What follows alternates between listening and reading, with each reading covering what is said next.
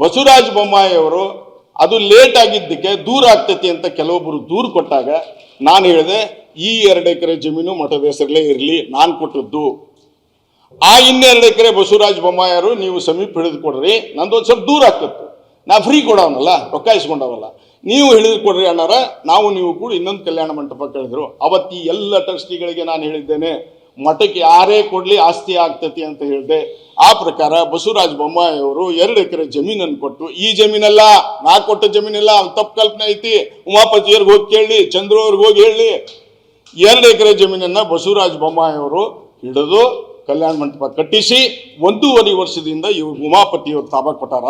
ಮೊನ್ನೆ general meeting ಆದಾಗ ಇಲ್ಲ ಇದು ಸರಿಯಾಗಿಲ್ಲ ಮೇಲೆ ಅಂದಾಗ ಮತ್ತೆ 50 ಲಕ್ಷ ರೂಪಾಯಿ ಬಸವರಾಜ ಬೊಮ್ಮಾಯಿಯವರು ನನ್ನ ಸ್ನೇಹಿತರು, ನನ್ನ ಸಹೋದರ, ಈಗೇನೋ ನನಗೆ ನಾವು ಕಾಂಗ್ರೆಸ್ ಅವ್ರು BJP ಅಂತ ಕೆಟ್ಟಿರ್ಬೋದು, ಇಲ್ಲ ಕೆಟ್ಟಿಲ್ಲ, ತಪ್ಪು ತಿಳ್ಕೊಳಕ್ ಹೋಗ್ಬೇಡ್ರಿ, ಅವ್ರು ಹೇಳಿದ್ ಸುಳ್ಳು. 2 ಎಕರೆ ಜಮೀನು ಇವತ್ತಿಗೆ ಐತಿ, 2 ಎಕರೆ ಜಮೀನು ಬಸವರಾಜ ಬೊಮ್ಮಾಯಿಯವರು ಕಟ್ಟಿಸ್ಕೊಟ್ಟಾರ.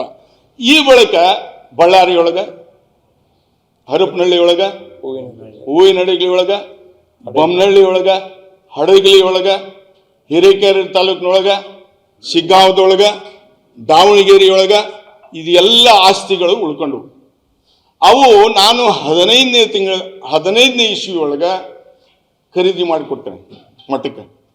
ಆ ಹಿಂದಿನ ಸ್ವಾಮಿಗಳನ್ನ ಇಲ್ಲ ಸಲ್ಲದ ಆಪಾದನೆ ಮಾಡಿದರು. ಅದು ನನಗೆ ಎಷ್ಟು ಮಟ್ಟಿಗೆ ಇಲ್ಲ ಸಲ್ಲದ ಆಪಾದನೆ ಮಾಡಿ ಆ ಸರಿಗಳನ್ನು ತೆಗೆದರು. ತೆಗೆದ ತಕ್ಷಣ ಅವ್ರು ಏನ್ ಮಾಡಿದ್ರು, ಇದ್ದ ಆಸ್ತಿ ಅವ್ರ ಹೆಸರಲ್ಲಿ ಮಾಡಿದ್ರು. ಟ್ರಸ್ಟಿಗಳು ಎಷ್ಟು ಶಾಣೆ ಇರೋದಾರ ನೋಡ್ರಿ, ಸನ್ಮಾನ್ಯ ಉಮಾಪತಿಯವರು ಎಷ್ಟು ಶಾಣೆ ಇರೋದಾರ ಅಂತ ಲೆಕ್ಕ ಹಾಕ್ರಿ ನೀವು. ಟ್ರಸ್ಟಿನ ಹೆಸರಲ್ಲಿ ಮಾಡ್ತಾರ, ಏನು ಸ್ವಾಮಿಗಳು ವೈಯಕ್ತಿಕ ಹೆಸರಲ್ಲಿ ಮಾಡ್ತಾರ. ನಾನು ಆ ಸ್ವಾಮಿಗಳು ಮಾರ್ತಾರ ಅಂತ ಗೊತ್ತಾಯಿತು. ನಾ ಸ್ವತಃ ಇದರ ಬದರ ಅಡ್ಡಾಡ್ತಿದ್ದೆ ನನ್ನ ಕಾಲೇಜ್ಗೆ ಹೋಗಿ ಮುಂದೆ.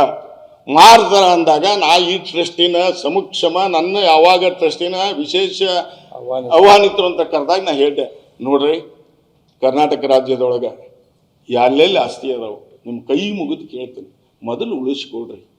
ಅಕಸ್ಮಾತ್ ಅವ್ರು ಕೊಡೋದ್ರ ದಾನ ಕೊಟ್ಟವ್ರು 15-20 ವರ್ಷ ಅಥವಾ ಅತಿಕ್ರಮಣ ಆಗೈತಿ, ಭೂಮಿ ರೇಟ್ ಜಾಸ್ತಿ ಆಗೈತಿ, ಅತಿಕ್ರಮಣ ಆಗ್ಯಾವ, ಒಂದೊಂದು ಗೇಣಿ ಜಾಗ ಉಳಿದಿಲ್ಲ, ಎಲ್ಲೆಲ್ಲಿ ಅದಾವ ಹೇಳ್ತಿ ಅಂದೆ. ಇವತ್ತು ನಾ ಜವಾಬ್ದಾರಿ ಸ್ಥಾನದೊಳಗಿದ್ದೇನೆ, ಕಾಲು ಬೀಳ್ತಾನೆ ಅವ್ರಿಗೆ ಹೋಗಿ ಮಠಕ್ಕೆ ಆಸ್ತಿ ತಗೊಂಬರ್ತಾನೆ, ಹೇಳ್ರಿ ಅಂದೆ. ಆಯ್ತು ಅಂತ ಠರಾವ್ ಮಾಡಿದ್ರು. ಆ ಠರಾವ್ ತೆಗೆದು ನೋಡ್ಬಹುದು, ಏನು ಹರಿದು ಹೋಗದಾರ ಗೊತ್ತಿಲ್ಲ. ಆ ಪ್ರಕಾರ ಅಲ್ಲ ನಿಮ್ಮದ ಆಸ್ತಿ ಮೊದ್ಲ ಅದು ಇದು ಕೊಂಟತಿ, ನೀವು ಕೊಟ್ಟದ್ದು ದಾನ ಕೊಡೋದು ಆಸ್ತಿ ಬೇರೆ ಟ್ರಸ್ಟ್ಗೆ ಹೊಂಟತಿ, ಅದನ್ನ ನೀವು ತಗೊಳ್ರಿ ಅಂತ ಸೋಮನಗೌಡರು ಹೇಳಿದರು, ಉಮಾಪತಿಯವರು ಹೇಳಿದ್ರು, ಸೀರೂರವ್ರು ಹೇಳಿದರು, ಸ್ವಾಮಿಗಳು ಹೇಳಿದರು, ಇವ್ರು ಹೇಳಿದರು, ಅವ್ರು ಹೇಳಿದರು, ಇಲ್ಲಿದ್ದಂಥ ಎಲ್ಲರೂ ಇವ್ರು ಹೇಳಿದರು, ಎಲ್ಲರೂ ಟ್ರಸ್ಟ್ನೊಳಗೆ ಎಲ್ಲರೂ ಏನು ನಿರ್ಣಯ ಮಾಡಿದ್ರು ಅಂದ್ರೆ, ಕರ್ನಾಟಕ ರಾಜ್ಯದಲ್ಲಿ ಇರ್ತಕ್ಕಂಥ ಪಂಚಮಸಾಲಿ ಪೀಠಕ್ಕೆ 1 ಗುಂಟೆ ಇರಲಿ 10 ಎಕರೆ ಇರಲಿ ಅದನ್ನ ನೀವು ಉಳಿಸ್ಬೇಕು ಅಂದು. ನಾನು ಈಗ 1.5 ವರ್ಷದಿಂದ ತರವಾಗಿದ್ದೆ. ಹಂಗಾರೆ ಕರ್ನಾಟಕ ರಾಜ್ಯದಲ್ಲಿ ಇರ್ತಕ್ಕಂಥ ಆಸ್ತಿಗಳ ವಿವರಣೆಯನ್ನು ಕೊಡ್ರಿ ಅಂತ ನಾ ಕೇಳಿದೆ. ಇವತ್ತಿನವರೆಗೂ ಯಾವ ತಾಲೂಕಿನೊಳಗೆ ಯಾವ ಹಳ್ಳಿಯೊಳಗೆ ಏನೈತೆ ಅನ್ನೋದು ಉಮಾಪತಿಯವರು ಇವತ್ತಿನವರೆಗೆ ಕೊಡಕ್ಕೆ ತಯಾರಿಲ್ಲ. ನಾನು ಇಡೀ ದಿವಸ ಸಮಾಜ ಸಲುವಾಗಿ ಬಿಟ್ಟು ಬೆಂಗಳೂರಿಂದ ಬರಬೇಕು, ಚಿಗ್ಗಾಂವದಿಂದ ಬರಬೇಕು, ಇಡೀ ಸಮಯ ಆಯ್ತು. ಲಾಸ್ಟ್ಗೆ ಏನು ಹೇಳಿದ್ರು, ಇವರೆಲ್ಲರೂ ಕೂಡ್ಕೊಂಡು ಇಲ್ಲೇ ಅದಾರ, ಕೇಳ್ರಿ ಟ್ರಸ್ಟಿಗಳು, ಅವ್ರನ್ನೂ ಕೇಳ್ರಿ, ಅವ್ರ ಸಮಕ್ಷಮ ನಾ ಬರ್ತಾನೆ, ಯಾರನ್ನೋ ಒಬ್ಬನ ಕಳಿಸಲ್ಲ. ಉಮಾಪತಿಯವರ ನೇರವಾಗಿ ನಾನು ಕೇಳಬೇಕಾಗಿತ್ತು, ಏನಪ್ಪ ನೀನು ಅದಕ್ಕೆ ಎಷ್ಟೇ ಖರ್ಚು ಬರಲಿ ಸೋಮಣ್ಣ, ನೀನು ಹೋಗು ಮೊದ್ಲು ಆ ಜಗನ್ ತಗ, ಬೇರೆದ್ರ ಇಲ್ಲ ನಾವು ಹೋಗೋದಿಲ್ಲ, ನೀವು ಹೋಗ್ರಿ ಅಂದೆ. ಇಲ್ಲ ಆ ಸ್ವಾಮಿಗಳ ಬಗ್ಗೆ ನಮಗೆ ಬಹಳ ತಕರಾರು ಐತಿ, ಹೋಗೋದಿಲ್ಲ ಅಂತ. ಹಂಗಾರೆ ಸೋಮನಗೌಡರು ನೀವು ಹೋಗ್ರಿ ಅಂದೆ. ಯಾವ ಕಾಲಕ್ಕೂ ತಪ್ಪು ತಿಳ್ಕೊಬೇಡ್ರಿ, ಶಬ್ದವನ್ನ ಇಲ್ಲಿ ಹೇಳ್ತಾನೆ ಅಂತೇಳಿ ಯಾವ ಕಾಲಕ್ಕೂ ಹರಿಹರ ಪೀಠಕ್ಕೆ ಈ ಜಮೀನನ್ನ ನಾನು ಹೆಸರಿದ್ದು ಬಿಟ್ಟು ಕೊಡೋದಿಲ್ಲ ಅಂತ ಸ್ವತಃ ಹೇಳಿ ಕಳಿಸ್ಯಾರ ಸೋಮನಗೌಡರಿಗೆ. ಸೋಮನಗೌಡರು ಬಂದು ಸೋಮಣ್ಣವ್ರ ಕೈ ಹಾಕಿದ್ರೆ ಆಸ್ತಿ ಬರ್ತಾವ ಎಲ್ಲವೂ ಅಂತ ಹೇಳಿದ್ರು, ಠರಾವ್ ಮಾಡಿದ್ರು. ಹಂಗಾರೆ ಏನು ಮಾಡ್ಬೇಕಂದ್ರೆ ಸ್ವಾಮಿಗಳು ಏನು ಹೇಳಿದ್ರು, ನನಗೆ ಅಡ್ಡಾಡಕ್ಕೆ ಗಾಡಿ ಇಲ್ಲಪ್ಪ, ನಾನು ಪಂಚಮಸಾಲಿ ಸಮುದಾಯದ ಸಲುವಾಗಿ ದುಡ್ದನಿ, ನೀ ನನಗೊಂದು ಗಾಡಿ ಕೊಡಿಸು, ನಾ ಬಿಟ್ಟು ಕೊಡ್ತೇನೆ ಅಂದ್ರು. ನಾನು ಇವ್ರಿಗೆ ಅದನ್ನು ಬಂದು ಹೇಳಿದೆ, ಆಗ್ಲಿ ಕೊಡಿಸ್ಬಿಡ್ರಿ ಅಂದ್ರು. ಆ ಬಳಿಕ ನಾನು ಆ ಸ್ವಾಮಿಗಳಿಗೆ ಕರೆದು ಸ್ಟಾಂಪ್ ಡ್ಯೂಟಿ ಖರ್ಚು ಹಾಕಿ 27 ಲಕ್ಷ ರೂಪಾಯಿದ ಇಂಡಿಯನ್ ಬ್ಯಾಂಕ್ನ ಸಾಲ ಮಾಡಿ ಅವ್ರಿಗೆ ಗಾಡಿ ಕೊಟ್ಟನಿ.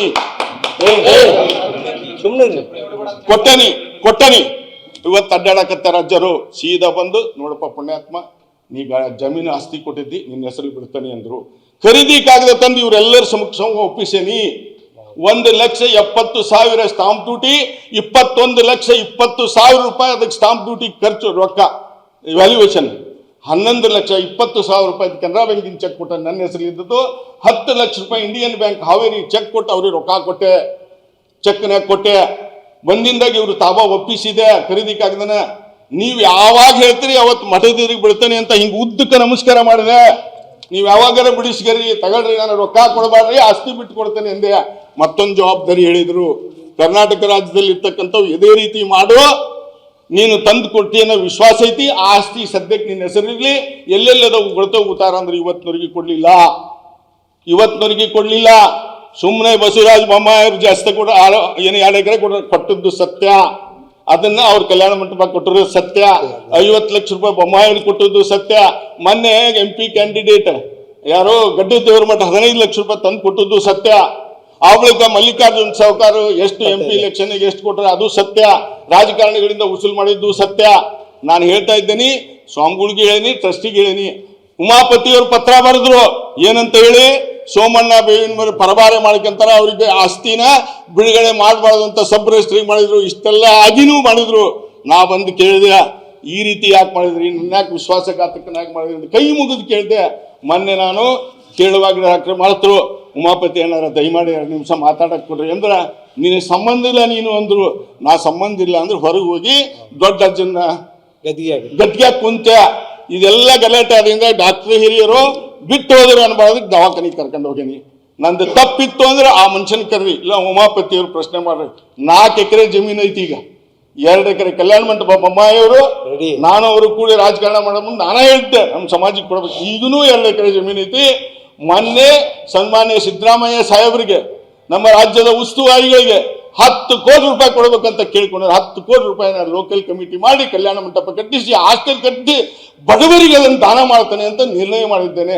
ತಪ್ಪು ಒಪ್ಪು ಉಮಾಪತಿ ಕೇಳಿ ಇಲ್ಲ, ಈಗ ಬಂದ ನಾವು ಇಲ್ಲಿ ಕರೆದು ಕೇಳ್ತೀವಿ. ಸುಮ್ಮನೆ ಗಲಾಟೆ ಮಾಡಿದ್ರೆ ಕರ್ನಾಟಕ ರಾಜ್ಯದೊಳಗೆ ಪೈಸಾ ಕೊಟ್ಟವ್ರು ಅದಾರ, ಪೈಸಾ 5 ರೂಪಾಯಿ ಕೊಟ್ಟವ್ರು ಅದಾರ. ಈ ಮಟ್ಟಕ್ಕೆ ಕಸ ಹೊಡೆದವ್ರು ಅದಾರ.